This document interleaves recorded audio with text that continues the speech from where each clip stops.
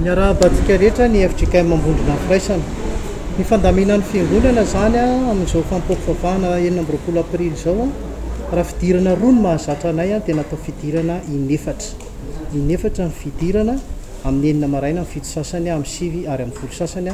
Mirava zao zay zao amin'ny 10 sasany vita le tamin'ny 10 sasany. Ireo fepetra no raisin'ny fiangonana aloha dia nanaja ny lalàna naka autorisation afahana ny vavaka tamin'ity androandroany ity izay nisoniavin'ny préfecture.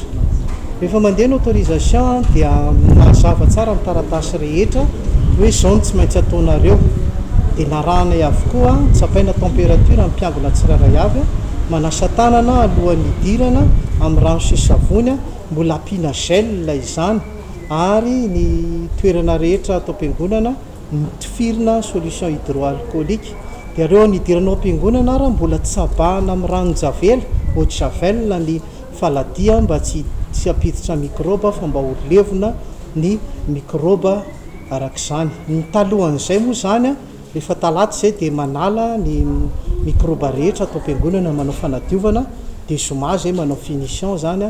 Akoatr'izay zay dia manao enregistrement fampokofavahana zay jerena any amin'ny Facebook. Hatreto aloha manoloana an'le hoe 10 zany hatreto aloha ny faty rehetra dia tonga makany amin'ny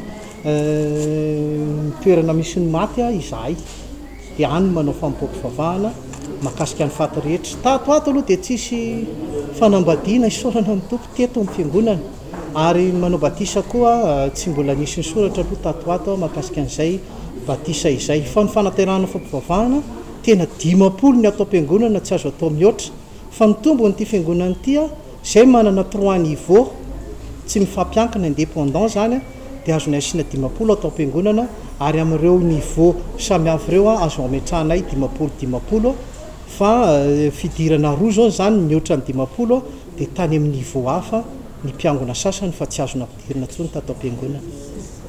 Ny fandraisana fanasan'ny tompo zao raha mbola eken'ny fanjakana ny sokafan'ny fiangonana raha milahady dia efa miomana amin'ny fiomanana manokana izahay dia tsy tahaka an'ilay mahazatra hoe atolotra anazy fa manatona tsiray metatra ny vera efa voaomana, ny vera miasa fidirana voalohany tsy miasa fidirana faharoa, fa efa omanina ny fitaovana rehetra ary mandritra ny fitaovana ray ny fanomanana ho amin'ny fidirana faharoa zany ny amin'le hoe 10 am'zato fara fahabetsany ny indray miditra satria misy ilay niveau anankitelo dia efa misy déconne miasa ho amin'izany.